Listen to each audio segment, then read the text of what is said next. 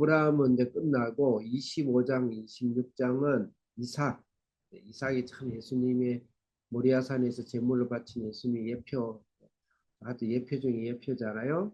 근데 이삭의 장이 좀 많을 줄 알았는데 직접 성경을 보면 이삭에 대해서 뭐 이렇게 저렇게 보면 한 2장 정도 접근할 수 있어요. 25장, 26장. 생각보다 많이 짧죠.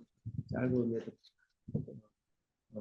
불구하고 고농축된 말씀이다 이렇게 볼 수가 있겠고, 그래서 이제 오늘은 저번 주는 이삭을 통해서 여러분이 무슨 말씀을 했는지 25장에서 여러분 생각을 한번 해보시기 바랍니다. 저번 주에는 아브라함이 죽으면서 이삭을 계보로 삼죠, 그죠? 계보로 삼는데 이삭의 계보가 되지 않은 아브라함의 첩의 자녀들의 계보가 나오고, 또 이삭의 그 계보의 장자 이스마엘, 그건 하나의 종류죠. 계보가 나오고 이삭의 계보가 나오는데 이삭은 에서와 야곱의 이야기가 나오죠. 그래서 이삭이 계보로서 이삭의 계보를 갖고 있는데 오늘 26장은 그 이삭의 계보를 언약의 계승으로 직접적인 언약의 계승으로 하나님께서 확정하시면서 그 속에서 그 언약의 계승이라 창세기의 아주 중요한 사상 중에 하나는 경계와 계승입니다. 절대 물이 물을 넘지 못하고 물이 육신을 넘지 못하고 하늘과 땅은 분명히 분리되어 있고 밤과 낮이 서로 침범할 수 없듯이 하나님 안에서의 그 경계가 있죠. 경계. 우리는 다시 말해서 하나님 나라와 이 세상의 경계를 이야기하는 거예요. 그래서 이 세상은 영원히 죽을 수밖에 없는 심판받을 이 세상입니다. 예수님을 통해서 새로운 세상, 새하늘과 새 땅을 만드신다. 그렇지만 그날까지 기다리지 않고 우리가 살아가는 동안 예수님을 통해서 새날, 새하늘을 준비하고 연습하고 누린다. 그래서 반드시 이 땅에 살아가는 동안 이 땅에 살아가는 가치관과 목적과 살아가는 삶의 모습과 형태와 이런 거 그대로 따라가면 안 되고, 우리는 하나님 나라의 교회로서 원래 하나님 창조한 모습대로 우리는 살아가자. 그게 바로 경계예요. 계승은 뭐냐면 이 땅에서는 구원이 없다는 거죠.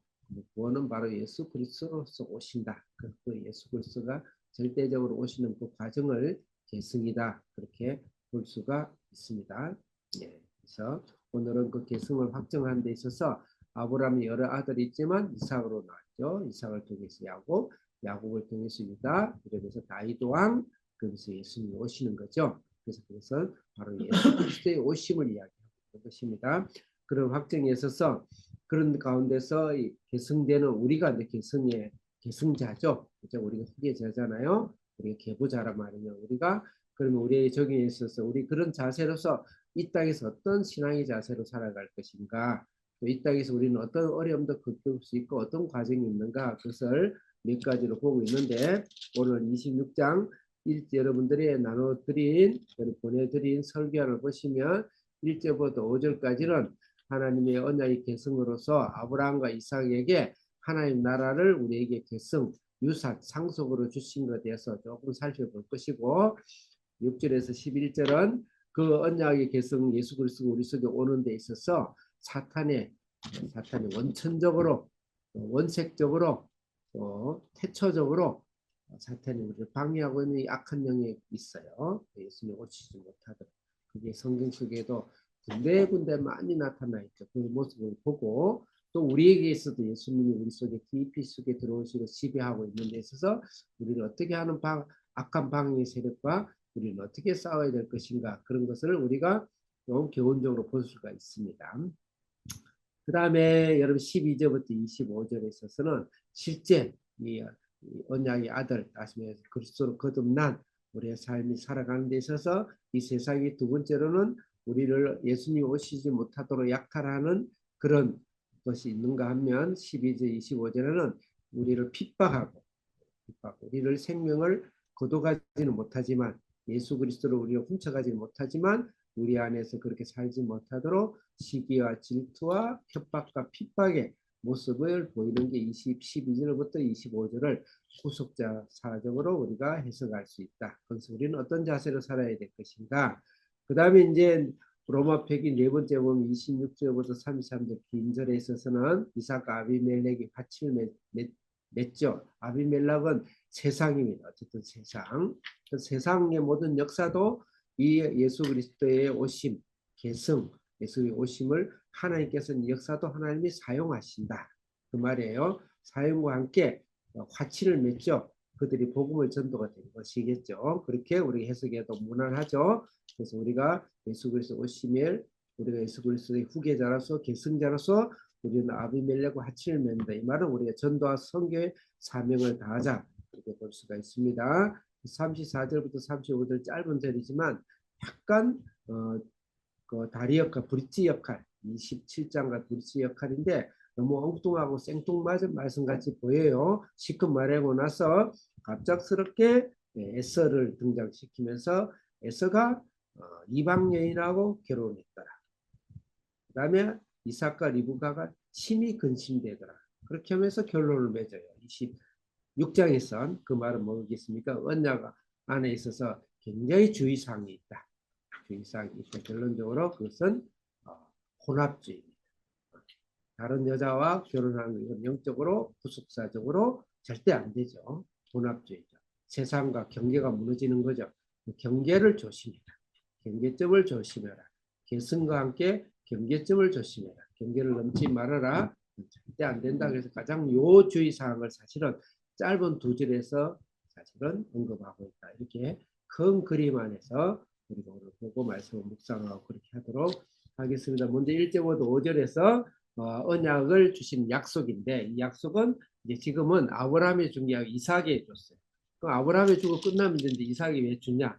우리는 언약의 계승자로서 우리는 언약의 계승자, 이삭이 계승하듯이 우리도 계승자고 예수님은 그 계승된 우리 속에서 언약으로서 오늘도 우리가 실천하신다, 이루신다 그 말씀입니다. 그래서 1절부터 5절을 읽겠습니다. 자, 1절 같이 우리 최남숙 사모님이 좀 크게 읽어주셔야 되겠죠. 1절 크게 시작. 아브라함 때에 첫 흉년이 들었더니 그 땅에 또 흉년이 들매 이삭이 그랄로 가서 블레셋과 아비멜렉에게 이르렀더니 이제 아브라함 때 흉년, 아브라함은 이미 돌아가셨어요. 이미 돌아가시고 돌아가신 것을 언급하고 이삭도 똑같이 아브라함 때 흉년이 들듯이 이삭도 흉년을 들었더라 하면서 이걸 쌍둥이처럼 이렇게 언급을 하고 있죠. 흉년을요. 그 아브라함을 여러분이 되새겨 보면 아브라함은 흉년이 들어가지고 애굽으로 들어가고 애굽은 세상을 상징한다. 바벨론, 애굽 이거는 전형적인 세상을 상징해요. 영적으로, 구속자적으로 세상을 쑥 들어가고 있다. 그 뭐예요? 아브라함의 실수고 믿음의 부족이겠죠. 믿음의 부족이 그런 상황이 와요. 우리가 그런데 우리 이삭도 그랄에 있을 때 흉년이 들은 거예요. 흉년이 들어가지고 그랄로 가게 된 것이죠. 자, 여기서 창세기 25장 11절 한번 읽어보겠습니다. 창세기 25장 11절. 자, 읽겠습니다. 한계 선생님. 네.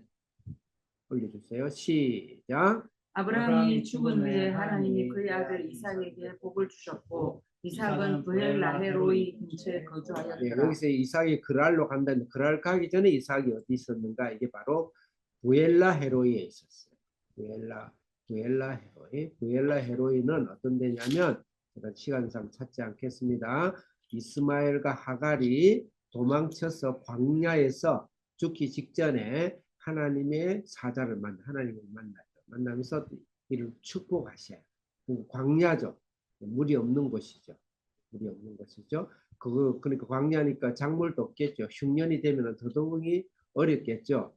그랬을 때 이 흉년이 든 거예요. 그러면 이삭은 어떻게 했어요? 그래서 애굽이 풍성하고 물이 많고 풍요한 세상을 향하여서 신앙을 좀 버리고 신앙은 조금 뒤로 하고 대학 입학 때까지 이렇게 좀 덜 다니고 뭐 진급할 때까지 조금 세상 속에서 조금 그냥 그럴싸하게 살고 내가 성공할 때까지 하나님 조금 기다리세요. I'm sorry. 그러면서 하는 그게 I am sorry가 바로 이제 애굽으로 가야 했다. 그때 하나님께서 내가 지시할 땅으로 가라고 명령을 하시면서 아브라함의 이제 명령, 아브라함의 지시 그와 똑같은 명령을 하고 있습니다. 자, 2절 읽겠습니다. 2절 같이 읽겠어요. 시작. 여호와께서 이삭에게 나타나 이르시되 애굽으로 내려가지 말고 내가 너에게 지시하는 땅에 거주하라. 이걸 봐서 이삭이 애굽으로 내려갈래 했죠. 가지 말고 내가 지시할 땅으로 가래요. 지시할 땅은 어디냐면 아브라함이 이제 있었던 가나안을 말합니다. 사실은 가나안을 말해요. 가나안을 말하는데 지금 1절에 보면 이삭이 어디에 있어요? 그랄에 머물러. 그랄에. 그러니까 가나안까지는 가지 않았어요. 그랄에 머무는 거예요. 그랄은 어떤 지역이냐면 애굽을 내려가기 전에 그 길목이에요. 이 광야, 가나안의 광야와 애굽의 그 중간 경계예요. 경계입니다. 경계에서 거기서부터 이제 이삭은 지시할 땅을 해서 가는 사실 시작점이라고 볼 수 있죠. 그럼 이삭도 동일하게 예수 그리스도를 모시고 신앙생활을 할 때 시작점은 그랄 지점입니다. 그랄은 가나안은 아니에요. 또 그렇다고 애굽도 아닙니다. 가나안과 애굽의 경계점이죠. 우리의 신앙은 우리가 예수 그리스도의 구속으로 우리가 구원을 받았지만 우리의 신앙은 어디서 시작하느냐? 이삭처럼 그랄에서 시작할 수밖에 없어요. 예수를 믿었는데 이 세상 사람인지 생각이나 사고나 행동이나 언어나 말이 세상 사람인지 또 신앙인인지 교회 가서는 신앙인 같은데 세상 나가는 건 세상하고 똑같아. 저 봐라. 그러니까 기독교에서 틀렸다. 그렇게 하면 안 되겠죠. 구원은 받았지만 우리가 아직까지 변화되지 않는 그런 길목에서 그랄에서 시작한다. 그래서 그랄은 그런 의미가 있습니다. 그랄은 우리 기독교에 정착할 곳이 아니에요. 정착할 곳은 나중에 다시 나옵니다. 자, 그러면 이제 3절 읽겠어요. 3절 크게 읽겠습니다. 시작. 이 땅에 거류하면 내가 너와 함께 있어 내게 복을 주고 내가 이 모든 땅을 너와 내 자손에게 주리라. 내가 내 아버지 아브라함에게 맹세한 것을 이루어. 예, 여기서 이제 이삭에게 복을 주는 거죠. 이 복은 그랄에 있을 때 복을 주겠다는 게 아니고 이 땅에 유하면 이거는 그랄 땅이 아니고 지시할 땅으로 가라고 2절에 이야기했죠. 그 지시할 땅, 가나안 땅이죠. 가나안이란 우리의 영적인 고향, 영적인 현주소를 이야기하고 예수 그리스도의 거듭남을 이야기하는 거예요. 거듭난 땅을 이야기하는 것입니다. 그곳에 갔을 때 복이 임할 것이다. 그랬지만은 그랄에서 시작하게 되는 것이죠. 여기서 4절도 있겠습니다. 4절 크게 시작. 내 자손을 하늘의 별과 같이 번성하게 하며 이 모든 땅을 내 자손에게 주리니 내 자손으로 말미암아 천하 만민이 복을 받으리라. 3절 4절에서 우리 묵상을 하게 되겠지만 읽는 김에 5절도 있겠습니다. 시작. 이는 아브라함이 내 말을 순종하고 내 명령과 내 계명과 내 율례와 내 법도를 지켰음이라 하시니라. 그러니까 지시할 땅으로 가라. 그는 언약의 땅으로 가라. 언약한데 이건 뭐냐? 은혜예요. 아담과 하와는 행위 언약으로 우리 실패했죠. 그래서 하나님께서 우리는 영원히 죄의 싹으로 죽어야 돼요. 그러니까 죽는 것을 하나님께서 무시한다든지 하나님께서 그냥 없던 걸 한 것이 아니고 죽습니다. 반드시 죽어야 돼요. 인간은 반드시 죽어야 됩니다. 하나님 말씀은 죄는 1.1하게 될 수 없어요. 근데 예수님이 죽으신 거예요. 죽으신 건데 그래서 어쨌든 하나님께서 이 땅에서 죽으시고 나서 하나님의 이제 새로운 예수 그리스도의 새로운 하나님 나라를 주시는데 그 나라에는 그래서 이 언약이라는 것은 그것을 다른 말로 하나님 나라라고 표현하는 거예요. 그 하나님 나라를 위한 나라는 세 가지 요소가 있어. 세 가지 요소. 첫째로는 땅이 있어요. 영토. 두 번째로는 거기 사는 사람이 있어야 되겠죠. 백성. 세 번째로는 통치. 예전에는 왕이었죠. 지금은 뭐 국민이 민주주의에서 국민이 통치하고 주인이다 그랬는데 어쨌든 지금 국민이지만 통치자는 우리는 하나님 나라에서는 하나님 자신 그걸 주권과 통치라 그래요.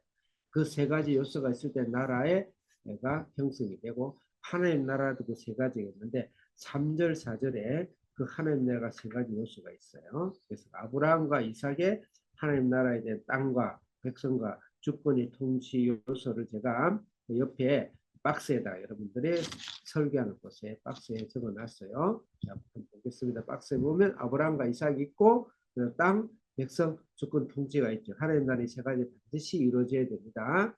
그러면 아브라함 때 한번 찾아보겠어요. 아브라함 때 땅 12장 1절 7절 우리 한계수 전사님이 찾으셨어요. 한번 보시기 바랍니다. 1절 읽겠습니다. 시작. 여호와께서 아브라함에게 이르시되 너는 너의 고향과 친척과 아비의 집을 떠나 내가 내게 보여준 땅으로 가라. 네, 첫째는 땅으로 가라 그랬죠. 하나님 땅을 가나안 땅을 주셨습니다. 그다음 7절 읽겠습니다. 시작. 여호와께서 아브라함에게 나타나 이르시되 내가 이 땅을 내 자손에게 주리라 하시니라. 네, 거기까지 읽겠습니다. 이 땅을 준다. 이거는 가나안 땅 지시할 땅, 우리 지금 같은 우리 천국의 땅, 예수 그리스도가 우리가 구원받은 우리 교회의 공동체의 땅을 말하는 거, 교회의 영역을 말하는 거고, 생활 권을 말하는 것이고, 우리의 공동체를 이야기하는 것입니다. 그 다음에 그러면 이삭은 동일한 말씀 주셨어요. 이삭 26장 3절.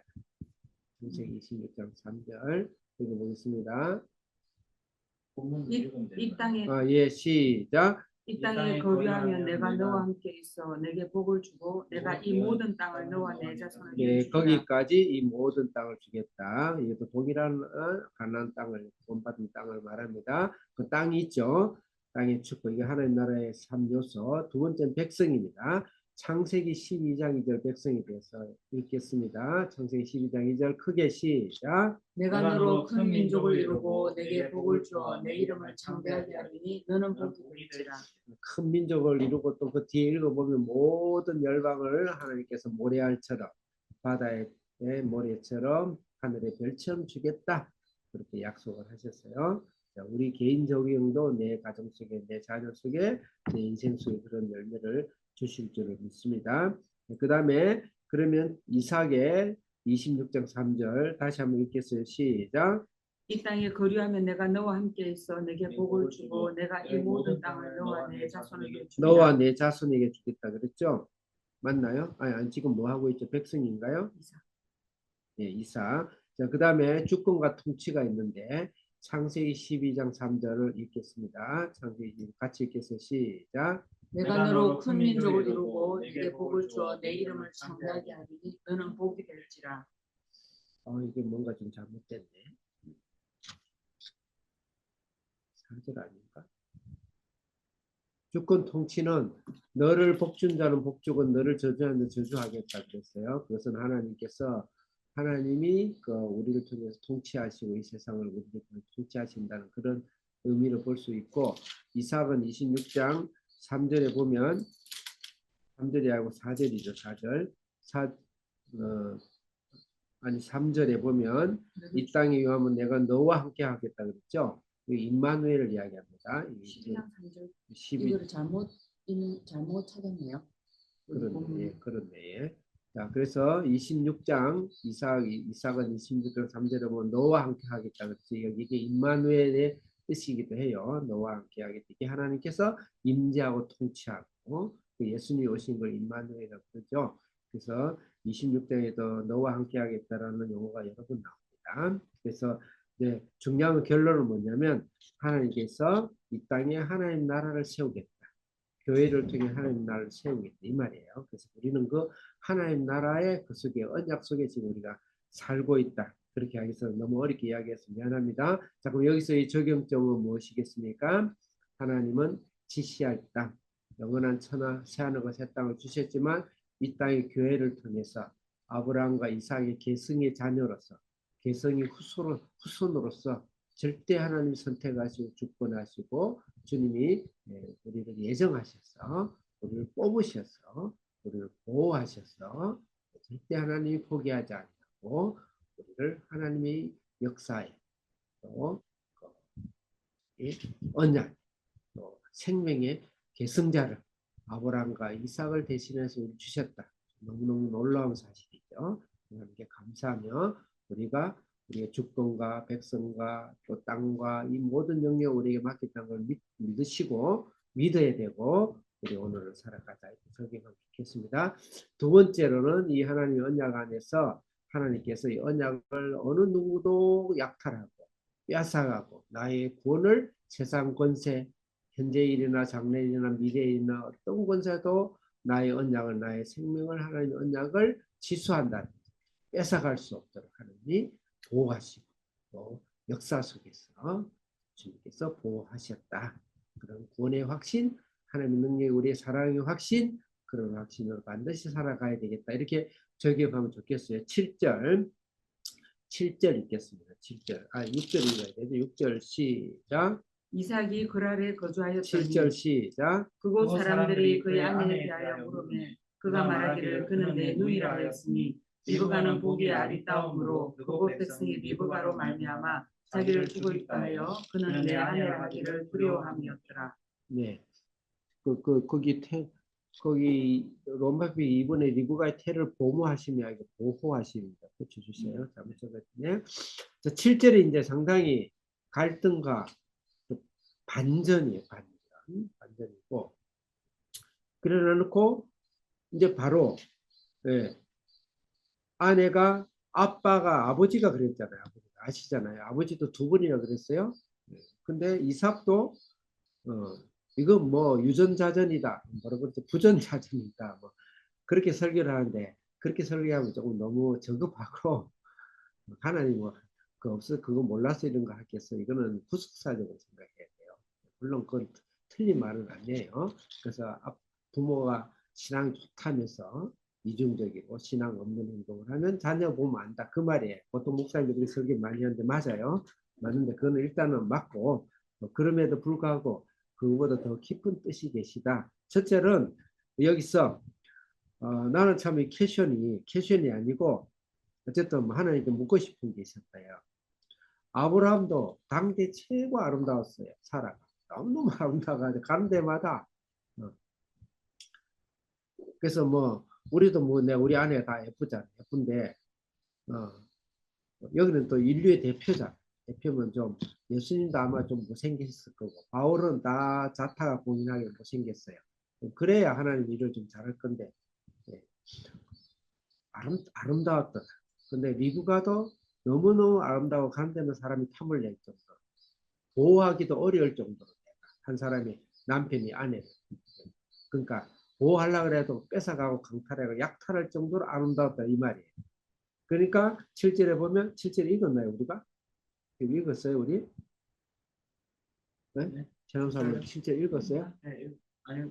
7절 이렇게 한 번 더 읽겠어요. 시작. 그곳 사람들이 그의 아내에 대하여 물으매 그가 말하기를 그는 내 누이라 하였으니 리브가는 보기 아리따움으로 그곳 백성이 리브가로 말미암아 자기를 죽일까 하여 그는 내 아내라 하기를 두려워함이었더라. 아내가 얼마나 아름다웠으면 내 목숨까지 담보하기 할 정도 아름다웠다. 우리 하나님이 너무 유치한 거 아니냐. 그거 좋긴 좋아요. 근데 그걸 꼭 성경에 써야 되나. 쓸 이유가 뭐가 있냐. 이건 하나님의 영적인 깊은 의미가 있겠죠. 그 중요한 건 여기서 이삭과 아브라함도 마찬가지 똑같은 표현이에요. 문제는 뭐는가? 두려워했다. 그럼에도 불구하고 두려워가지고 내 죽기 살기로 리브가와 사라를 왜 뺏깁니까? 내가 죽더라도 내가 죽어야지. 근데 아브라함 겁이 나서 보내준 것이죠. 여기서 우리의 질문이 있어요. 여기서 리브가와 사라의 아름다움은 어떤 아름다움을 말합니까? 단 외모만의 아름다움을 이야기해요. 외모도 뭐 우리 다 아름답잖아요. 근데 여자는 다 아름답죠. 외모만을 이야기한 것인가? 후속사적. 표면적으로 드러난 것이 아니고 이면적으로 흐르고 있는 이 아름다움은 무엇인가? 이거 분명히 이야기하고 있어요. 리브가의 아름다움을 그 앞장에서 표현하고 있다. 그래서 리브가의 아름다움을 보도록 창세기 24장. 창세기 24장 27절하고 40절. 황교 목사님 24장 27절. 이것은 내가 배경 설명을 하면 아브라함이 이삭의 며느리를 보기 위해서 고향으로 보내고 그 당시 자기 가장 아들 같은 종을 보내서 데려와. 그 당시 그게 리브가인지 누군지는 모르는 상황에서 보냈어요. 그랬을 때 이 에비멜렉 종이 이걸 보고 영적으로 어마어마한 영적인 경험을 하면서 여기를 통해서 리브가의 아름다움을 하나님께 찬양하는 리브가의 아름다움의 특징을 두 단어로 표현하고 있어요. 자, 21절 크게 읽겠습니다. 시작. 27절 시작. 이르되 나의 주인 아브라함의 하나님 여호와를 찬송하나이다. 나의 주인에게 주의 사랑과 성실을 그치지 아니하였사오며 여호와께서 길에서 나를 인도하사 내 주인의 동생 집에 이르게 하셨나이다 하니라. 여기서 그 감동을 리브가에서 사랑과 성실, 이거 인애와 성실이죠. 헤세드, 헤세드. 헤세드는 그냥 예수님을 상징하는 거예요. 그래서 이 단어를 헤세드를 가지고 똑같은 헤세드인데 한 10가지, 20가지로 성경은 단어를 표현해요. 사랑이다, 인애다, 자비다, 뭐 긍휼이다, 여러 단어를 표현하는데 그건 예수님의 사랑을 해요. 여기서 리브가를 통해 예수님의 사랑을 만나. 예수님 속에 흐르는 사랑. 리브가가 그 어려운데 그 낙타 10마리 거의 1톤의 물을 그 당시는 우물이 깊이 곳에서 사다리 타고 내려가서 우물을 길러야 되는데 그 연약한 여인과 시키지도 않고 그 긍휼, 불쌍히 여기 그 사랑, 성실함. 그러면서요 이 아브라함 족이 감동을 해요. 성령의 감동이 돼. 그게 리브가 그렇게 아름다워. 저도 이걸 읽으면서 너무 감동스러웠어요. 리브가 뭐 야곱을 표현한다 그런 소리 함부로 하면 안 돼. 그 다음에 동일한 49장. 한 부분이 아니라 또 49장에서 49절 또 고백을 합니다. 49절 같이 크게 읽겠습니다. 시작. 이제 당신들이 인자함과 진심함으로 내 주인을 대접하려거든 내게 알게 해주시고 그렇지 아니할지라도 내게 알게 해주셔서 내가 물어든 좌로든 행하리라. 이게 인애와 성실입니다. 인애와 성실. 똑같은 인애 헤세드예요. 두 번을 하죠. 집안에 가서도. 그러면서 그 리브가의 아름다움은 무엇인가? 바로 예수 그리스도의 그 사랑과 아름다움, 분명히 아름다움을 지금 여기서 보고 있는 거예요. 그렇게 해석해야 마땅합니다. 성경은 반드시 예수 그리스도로 해석해야 돼요. 근데 그게 얼마나 아름다웠으면 그것으로 인해서 내가 죽게 생겼다. 내가 이업에 내 신변에 이업이 올 정도 아름다움. 두려워하면 안 되는 거예요.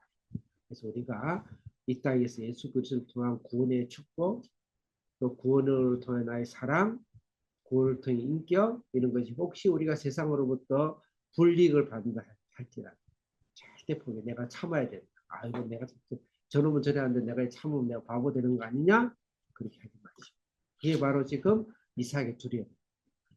내가 손해보는 거 아니냐? 난 이러다 보면 돈 한 푼 못 모으는 거 아니냐?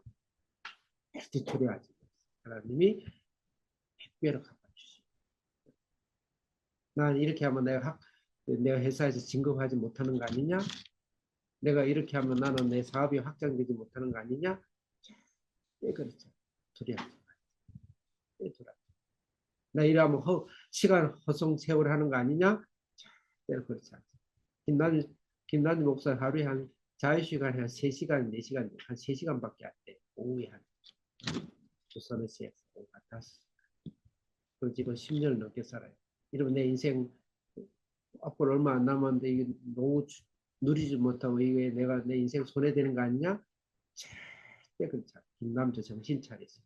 절대 그렇지 않아요. 엄청난 축복과 안식과 평화와 기쁨과 능력과 이 땅에서 잘됨과 주신다. 나에게 하는 말이기 때문에. 그건 두려움을 가지면 안 돼요. 그 다음에 내가 하나 여기서 질문을 넣었는데 이런 하나님의 예수 그리스도의 인애와 성실함, 이 아름다움, 리브가에 흐르고 예수 그리스도의 아름다움, 이 아름다움으로 인해서 세상에서 그런 기독교를 향한 혹시 대적이나 흉내나 약탈이나 그런 모습은 혹시 있는지 생각해봐라. 좀 어려운 질문이죠. 우리 역사 속에서. 흉내 많이 내요. 공산주의도 예수 그리스도 사랑을 흉내냈어요. 이슬람도 흉내낸 것이. 많은 흉내가 있죠. 거기에 대해서 우리가 두려우면 안 되겠다. 이렇게 지나가는 약간의 질문을 하도록 하겠습니다. 자, 그러면 이제 8절 했으니까 8절부터 쭉 읽겠어요. 8절 시작.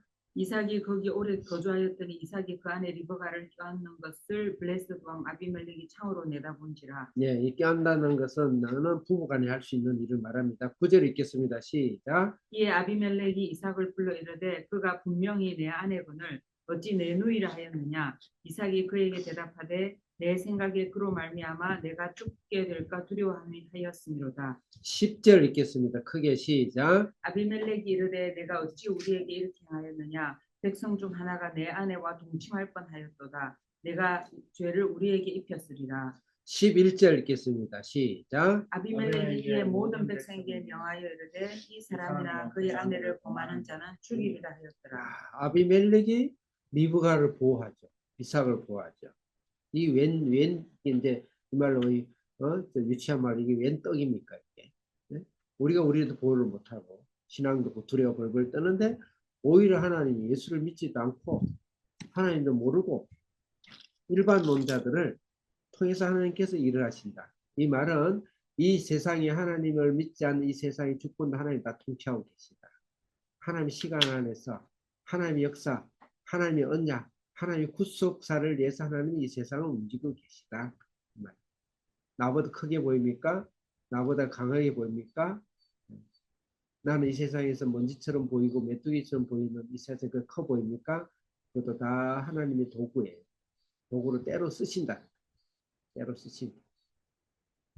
그 아비멜렉은 단지 도구지 아비멜렉의 의인은 아니에요. 아, 예수 믿어가지고 못된 짓 한 것보다 이렇게 아비멜렉처럼 예수 안 믿더라도 의로운 사람이 하나님 앞에 크겠네.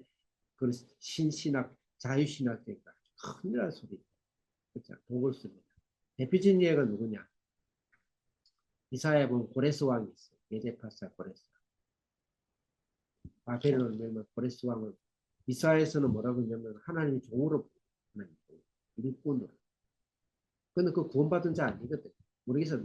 그 위에 개인적으로 구원을 받았는지 모르죠. 구원받은 자가 아니란 말이야. 근데 하나님이 언약을 예수님이 오게 하는 그 길을 준비하고 닦게 하는데 하나님이 일반 역사도 쓰신다. 그 말이죠. 그래. 그래서 여기서 우리 적용기가 뭔가 이 세상이 흥하고 잘되고 강대국이 어디가 있고 뭐가 어떡하고 많은 것들이 있지만 그들도 다 우리 교회를 위해서 우리가 좀 교만하게 적용합시다. 내 가정과 나의 신앙을 위해서 하나님이 사용하신다. 믿습니까? 그건 교만이 아니고 신앙이에요. 이 세상의 모두 떠난 강대국과 역사의 모든 전철은 하나님 나를 구원하기 위해서 나의 신앙과 나의 가정을 중심으로 운영하고 계시고 사용하신다. 그는 결코 교만이 아니에요. 절대 신앙이죠. 그래서 한 영혼이 얼마나 귀한 것입니다. 천하고 바꾸지 않겠다. 천하라는 건 시간, 공간과 과거, 현재, 미래, 우주와 공간 모든 걸 다 말합니다. 그래서 아비멜렉의 의미를 우리가 적용하면 좋겠다. 몇 절 읽었죠? 11절까지 읽었죠? 네. 11절. 네? 11절까지 읽었나요? 네, 여기서 이제 중요한 한 가지 짚고 넘어갈게. 아비멜렉이 리브가를 보호했다는 것은 리브가를 통해서 예수님이 오시는 거예요. 하나님께서 내가 있기 전에 예수님이 오셨다. 그러니까 예수님이 오시는 그 길을 하나님께서는 절대 보호하십니다. 그러니까 리브가의 태아, 리브가가 딴 아들을 가지면 안 되잖아요. 절대 보호하죠. 아브라함 때도 두 번이나 그랬어요. 이건 상당히 영적인 겁니다. 하나님께서 절대 예수 그리스도가 이 땅에 구속주로 오는데 사탄은 이 세상의 악은 끊임없이 방해를 해왔어요. 창세기 3장 15절에 사탄이 뱀이 여자의 두 손이 뒤꿈치를 물더라. 방해죠. 하나님이 결코 승리하시죠. 뱀의 머리를 짓밟죠. 아담 가인과 아벨에 있었어. 가인이 아벨을 죽이죠. 하나님께 산제사를 드리는 하나님의 이 언약의 후계자가 아벨인데 아벨을 죽여요. 그럼 하나님께서는 셋을 다시 주시고 사탄이 방해하고 있죠. 노아 홍수 보세요. 창세기 6장. 사람의 딸들과 하나님의 아들. 이거는 혼잡이죠. 혼잡. 예수님이 오지 못하도록, 예수님이 씨가 오지 못하도록, 창세기 그 씨가 오지 못하도록, 공자의 씨가 오지 못하도록 흩어버리죠. 그 하나님께서는 물로 홍수를 이끌고 노아의 족보를 다시 하나님이 예수 그리스도의 계성을 삼으시고 씨를 삼으시는 것이죠. 곳곳에 있죠. 오늘 아브라함 마찬가지, 오늘 이삭 마찬가지죠.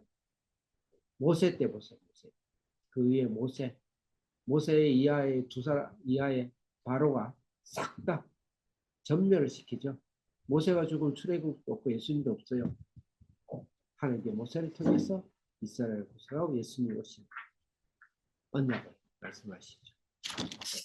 소리가 아까 커졌다 해가지고 소리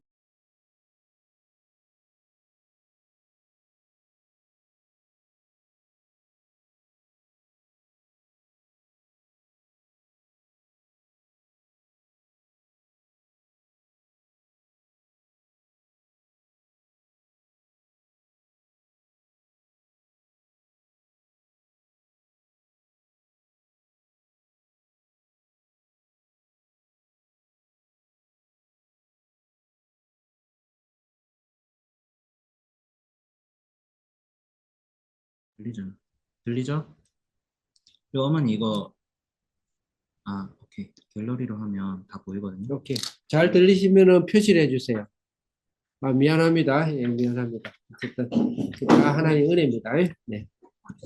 하나님이 내가 좀 말 잘못한 건 싹 죽여버리고 말 잘하는 것만 여러분 듣도록 해주신 거예요. 어디까지 했죠? 네. 네.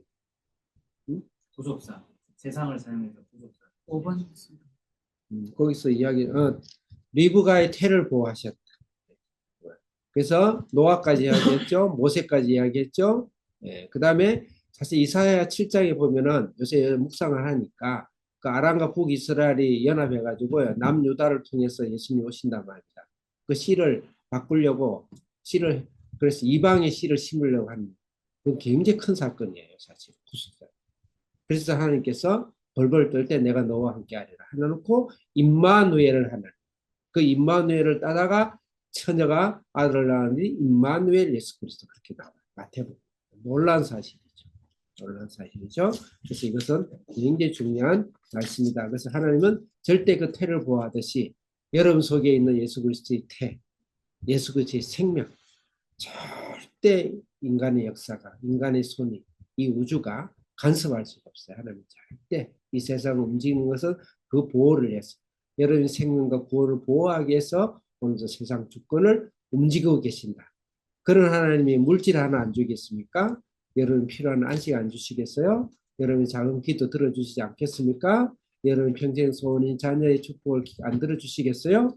여러분 노후의 삶과 노후의 이후에 하나님께서 주님 앞에 갈 때 그 삶을 주님이 축복하고 들어주시지 않겠습니까? 여러분 축복하실 줄 믿습니다. 믿음을 가지시기 바라요.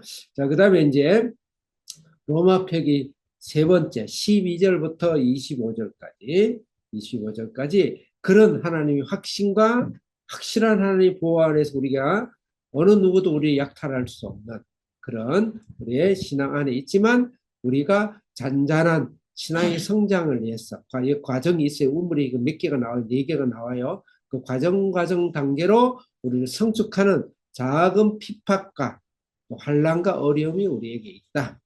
그 말이에요. 거기서 우리가 하나님의 복되심을 받아야 되겠다. 그런 과정에서 12절부터 15절까지인데 25절까지인데 일단 12절을 일단 읽으면서 읽겠습니다. 12절 빠른 속도로 시작. 이삭이 그 땅에서 농사하여 그의 백배나 얻었고 여호와께서 복을 주심으로. 네, 축복이죠. 축복은 여기 결국 목적지는 부엘세바입니다. 부엘세바 조금 더 부엘세바 설명하겠어요. 부엘세바까지 가야 되는데 가는 과정에서 부엘세바 신앙이 완성될 때 축복을 주지 않습니다. 그랄에 금방 했잖아요. 완전 모순이고 아주 어린아이잖아요. 그 다음에 구원은 받았지만 세상과 하나님 나라의 양다리를 걸칠 수밖에 없는 그런 수준에 있었을 때 그때부터 이미 복이 시작됩니다. 그래서 신앙이 좋은 사람은 복 주지 않습니다. 여러분 이제 강아지 눈 떠도 주님이 100배로 축복을 주세요. 믿습니까? 이럴 때는요 컴퓨터가 깨지도록 크게 아멘하세요. 그 복을 준다. 100배로 주시겠다. 13절 읽겠습니다. 시작. 그 사람이 장대하고 왕성하여 마침내 거부가 되어 거부가 된다고 했어요. 네, 거부가 된다. 그 다음에 14절 시작. 양과 소가 때를 이루고 종이 심이 많으므로 블레셋 사람이 그를 시기하여. 여기서는 12절을 보면 다시 돌아와 보면 그 땅에서 농사인데 그 땅은 가나안 땅 아닌가 이야기할 수 있는데 제가 문맥을 찾아보고 또 여러 가지 학자들의 견해를 들어봤을 때 이 가나안 땅도 되고 그랄 땅도 된다. 분명히 구분하지 않았다 그래요. 그래서 여기서는 정상적으로 그렇다 그러면 고에서 가나안까지 갈 것이 아니고 그것은 그랄의 연속으로 보는 게 좋겠다 해서 충분하게 해석이 지금 가능한 것입니다. 자, 14절 읽겠습니다. 시작. 양과 소가 때를 이루고 종이 심이 많으므로 블레셋 사람이 그를 시기하여. 여기서 시기하더라. 15절 시작. 그 아버지 아브라함 때에 그 아버지의 종들이 판 모든 우물을 막고 흙으로 메웠더라. 이건 아브라함 때도 그랬어요. 아브라함 때도 아브라함 우물을 그들이 다 막아버렸어요. 막아버렸는데 그 땅에 지금 시작을 했는데 근데 이삭인데 이삭 때도 동일하게 이들이 시기 질투하더라 이 말이에요. 16절 읽겠습니다. 시작. 아비멜렉이 이삭에게 이르되 내가 우리보다 크게 강성한즉 우리를 떠나라. 시기 질투 떠나라 그랬죠. 쫓아. 이게 바로 우리가 이 세상에서 잘되고 복되고 아름답게 보이고 그랬을 때 반드시 세상의 영이 우리를 시기하고 질투하고 때를 협박하고 우리를 또 왕따시키고 그렇게 해요. 신앙인으로서.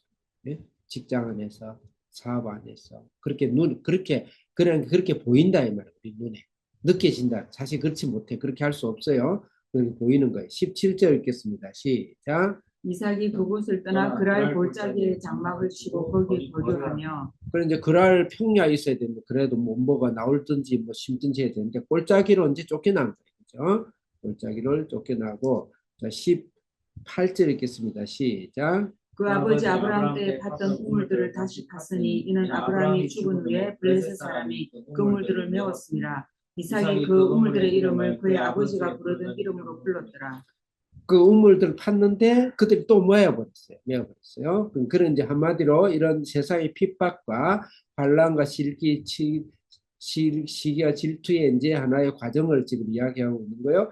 고고 그 다음에 다시 샘을 팠다고 볼 수 있는 거예요. 아브라함이 메어졌고 다시 또 다른 것을 팝니다. 19절 읽겠습니다. 시작.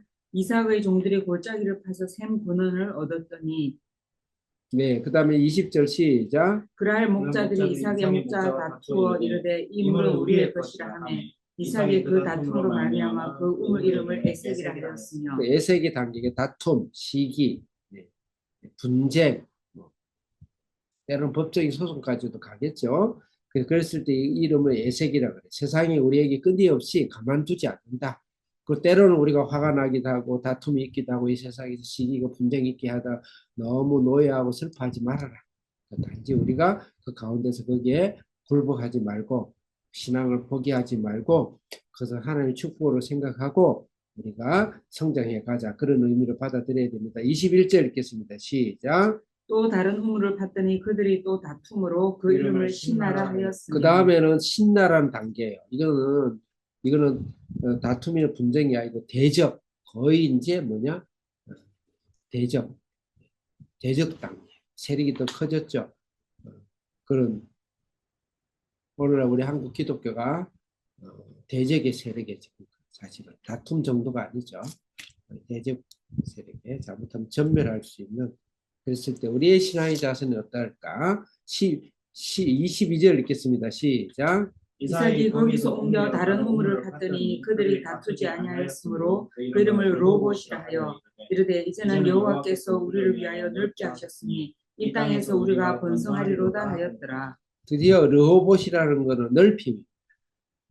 이것을 지나갔을 때 오히려 대적과 다툼과 시기와 분쟁 속에서 우리가 하나님께 기도하고 믿음으로 나아가고 주눅들지 아니하고 나아갈 때 하나님 우리의 영역을 더 넓힌다. 더 넓힌다. 여러분들이 직장과 사업과 또 가정과 인생과 주의와 또 우리 교회 단위로 봤을 때는 또 이 세상의 제도와 나라와 정치와 이런 것을 우리가 때로는 다툼과 대적의 이런 공격이 있다 할지라도 주님께서 결국 그걸 통해서 우리의 사역과 우리의 영역과 우리의 가정을 우리의 축복을 더 넓히고 영역을 더 넓힌다. 그런 의미입니다. 그래서 이랬을 때 우리 자세는 우리가 어떻게 살아가야 될 것인가. 그래서 이기고 승리해라. 그렇다. 여러 성경에서 이랬을 때 우리 자세를 이야기하고 있는데 우리 한교주 목사님 몇 절 좀 올려주시기 바랍니다. 마태복음 5장 44절. 우리는 5장 44절. 5장 4절. 이런 어려움이 있을 때 우리는 어떤 자세로 살아야 되는가 성경이 가르치고 주고 있어요. 5장 44절 크게 읽겠습니다. 시작. 나는 너희에게 이르노니 너희 원수를 사랑하며 너희를 박해하는 자를 위하여 기도하라. 어떻게 하고 있어요? 원수를 어떻게 하라? 별로 읽고 싶지 않죠? 원수를 사랑하라. 이게 가능한가? 가능한가? 난 한 10번 만에 사랑을 할 것 같아. 9번은 막, 지금 내가 교회 피파하고 막 이를 갈거든요. 그런데 사랑하라. 했기 때문에 사랑해. 그리고 오히려 그들을 위해 기도해. 그게 우리 신앙의 자세예요. 세상을 보는, 세상에서 믿음을 헤쳐나가는 우리의 신앙의 자세는 원수를 사랑하고 원수를 기도해라. 그 말이죠. 베드로전서 3장 9절 우리의 자세, 우리 신앙의 자세.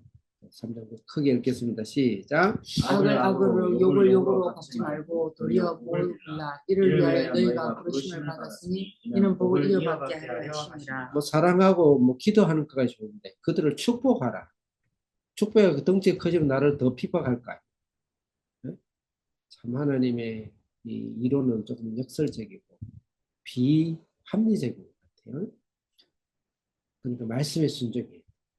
축복을 빌라.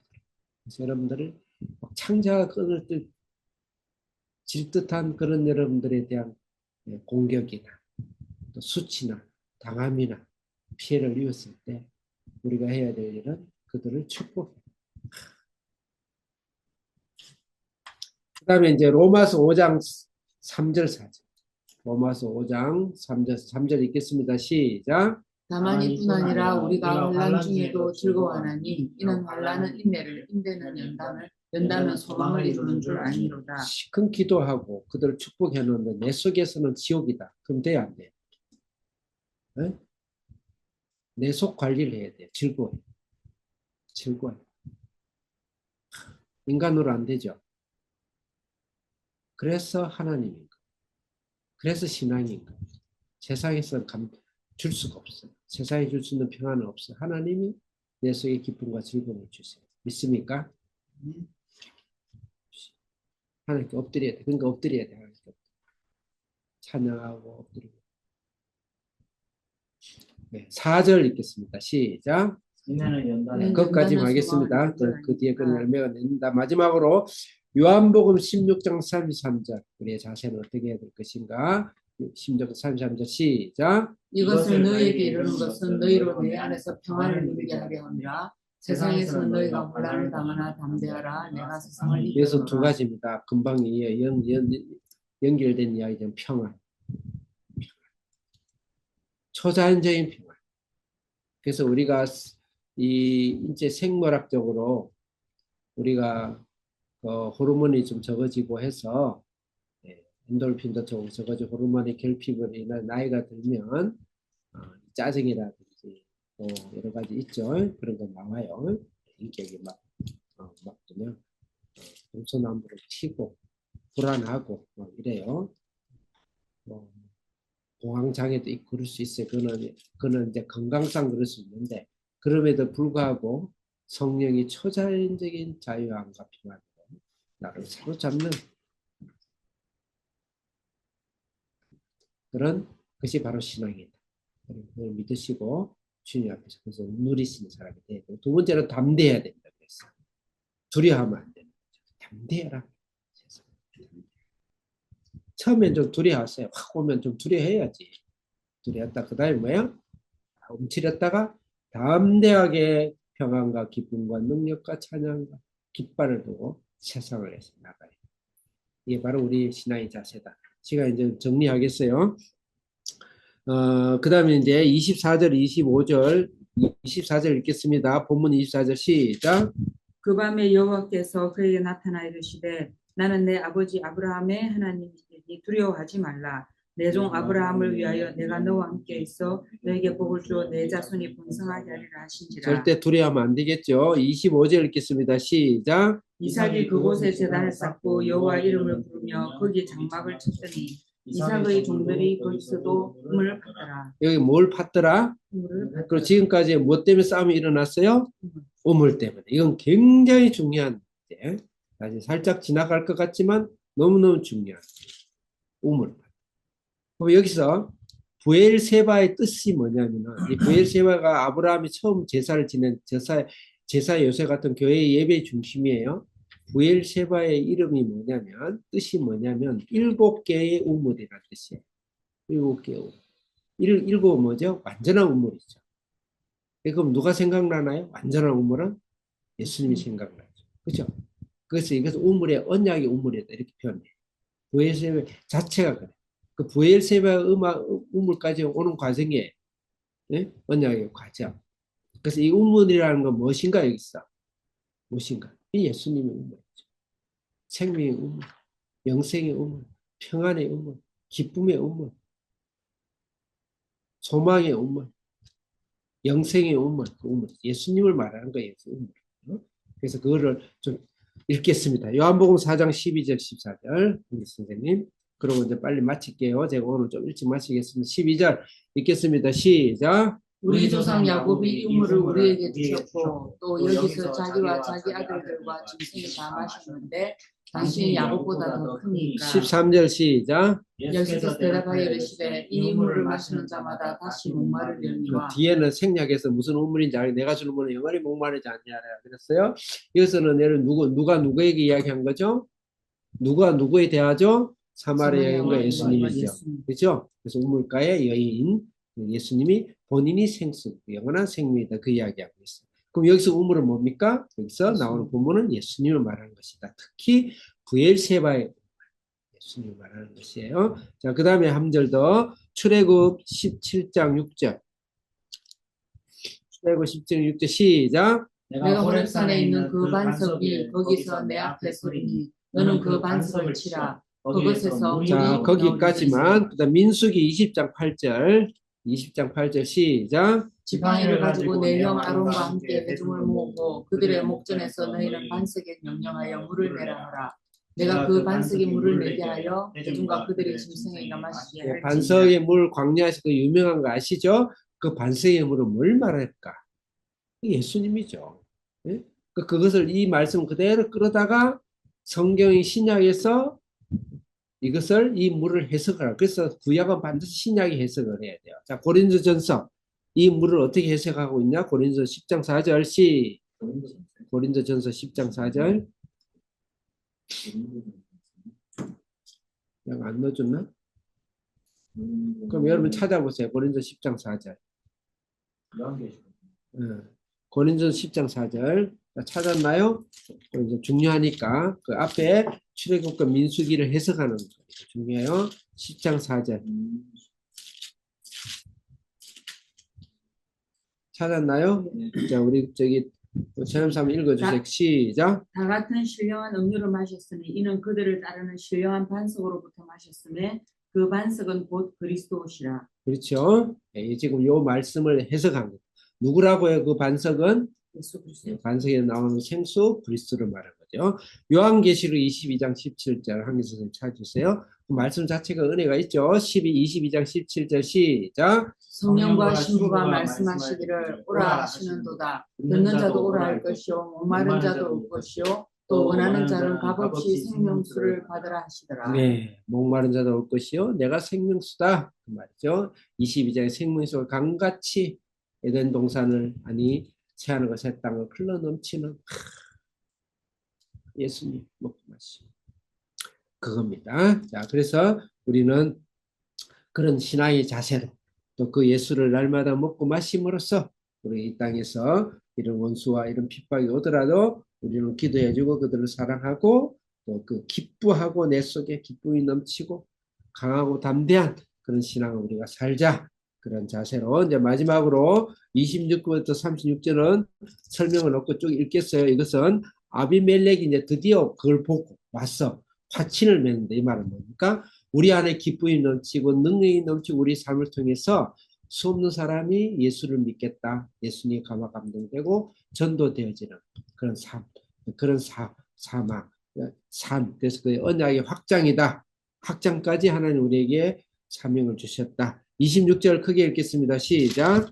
아비멜렉이 그 친구 아히섭과 군대 장관 볼볼과 더불어 그랄에서부터 이삭에게로 온지라. 27절 시작. 이삭이 그들에게 이르되 너희가 나를 미워하여 나에게 너희를 떠나게 하였거늘 어찌하여 내게 왔느냐. 28절 시작. 그들이 이르되 여호와께서 너와 함께 계심을 우리가 분명히 보았으므로 우리의 사이 곧 우리와 너 사이에 맹세하여 너와 계약을 맺으라 말하였느니라. 예, 그러니까 세상과의 계약을 맺는 거 이것은 성경을 말해요. 그래서 성경은 세상과의 계약이에요. 29절 시작. 너는 우리를 해하지 말라. 이는 우리가 너를 범하지 아니하고 선한 일만 내게 행하여 내가 평안히 가게 하였습니다. 이제 너는 여호와께 복을 30절 시작. 이삭이 그들을 위하여 잔치를 베풀매 그들이 먹고 마시고 31절 시작. 아침에 일찍 일어나 서로 맹세한 후에 이삭이 그들을 보내매 그들이 평안히 가더라. 32절 시작. 그날에 이삭의 종들이 자기들이 판 우물에 대하여 이삭에게 와서 알리어 이르되 우리가 만물을 물을 얻었나이다. 33절 시작. 그가 그 이름을 세바라 한지라. 그러므로 그 성읍 이름이 오늘까지 브엘세바라. 브엘세바 음악 영원한 영생의 예수 그리스도를 통해서 화친을 맺고 언약을 맺고 이 세상 사람들이 주님 앞에 언약 속에 들어오게 하는 언약의 확장, 정교와 성교와 소문 영혼을 구원하는 그런 삶의 확장까지 우리가 살아간다, 살아가자. 그렇게 적용하면 좋겠죠. 마지막으로 34절, 35절은 언약의 근심인데 우리의 언약 안을 이어가고 우리 언약의 삶에서 아주 중요한 주의사항이다. 혼합주의. 34절 읽겠습니다. 시작. 에스가 40세의 해족속 브레디의 딸 유딕과 해족속 엘론의 딸 바스맛을 아내로 맞이하였더니 창세기 6장이야. 노아의 사람의 딸들과 하나님의 아들 절대 섞이면 안 되죠. 절대 섞이면 안 됩니다. 아브라함도 절대 섞이지 않았어요. 그 다음에 이삭도 아브라함이 이삭을 절대 섞이지 않고 하나님의 족속, 언약의 족속, 언약의 자손으로 결혼을 하는 결혼입니다. 이것은 다른 말로 결혼도 굉장히 중요하죠. 사실은 문자 그대로 더 중요한 것은 우리가 이 세상의 혼합주의죠. 신앙과 이 세상의 정치와 사상과 이념을 사용해야 되지.